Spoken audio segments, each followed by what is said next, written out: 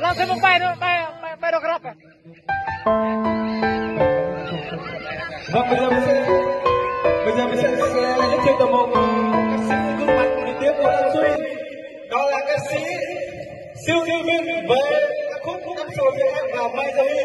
Xin mời tất cả mọi người cùng ngồi xem lại.